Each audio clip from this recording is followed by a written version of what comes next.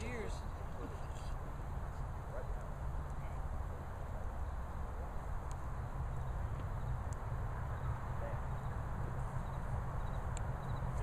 Get snug.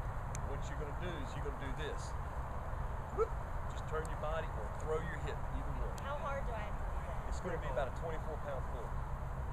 Pretty hard. It's pretty hard. You ready? Fire in the hole!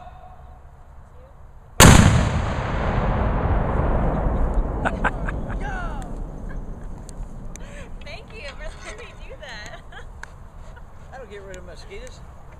Oh, that was incredible. Thank you, That's sir. yours. That is first time firing. Well, I'm going to keep this forever. Watch Thank you so much. Gosh, Look you're at the talking smoke about coming living out. history here. Okay, now if you had a projectile in here, how far About in the solar 1,500 would that go? yards. Wow. About 15. And usually in a normal, how many cannons would they have, you think? You'd have 4 guns in a battle, in a Confederate battle, 6 guns in a Confederate battle. And would they fire them all at the same time, simultaneously?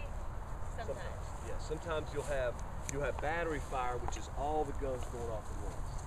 Okay. Then if you've got section, then you break it up into sections. So a federal section could have 2 sections of 3 or 3 sections of 2. Okay. And the Confederates are going to have usually 2 sections of 2. And these would usually be up and behind. Right. Okay. But sometimes, like with the 6-pounder, you can actually put that up with the infantry. They didn't do it often because a lot of times the infantry could just about outrange this gun with their rifles. Really? Not often, but if you get into a situation where your infantry has retreated back onto the guns, Sure. you got problems. But at that point, what they're going to do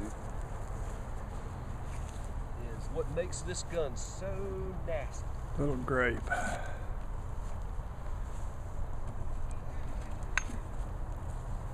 Is your grape and your canister. Wow. This, you load that into the gun and turns that gun into a giant sawed-off shotgun. Yeah, I was gonna say that's a lot of shots. This is for a 12-pounder. So a 6-pounder would fire usually about 75 caliber bombs, anywhere from 75 to 1 inch. Did we wake you up? Wow. Was it loud? So yeah, that's what makes it so deadly. Yes.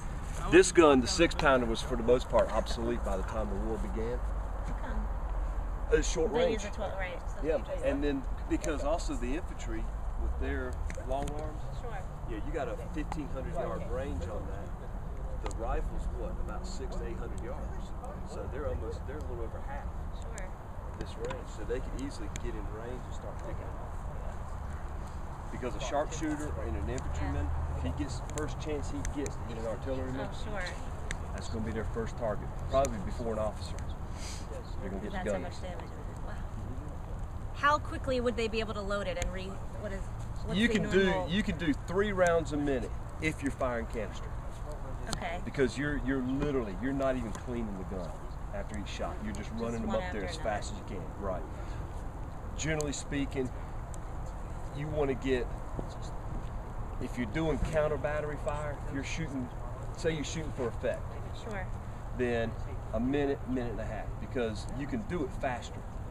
But what you want to do is you want to get the gun, you want to get the round off, and then you want to see the effect of it before you get another round off. You don't Because want then to you waste. just wreck Right. waste You don't it. want to just waste. That it. was Sure.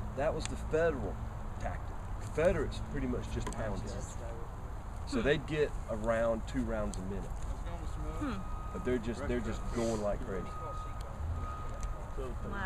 And from the start of the Civil War, they both Union and Confederate had these. Every major battle. This right here is what you call a pattern 1841 6-pounder.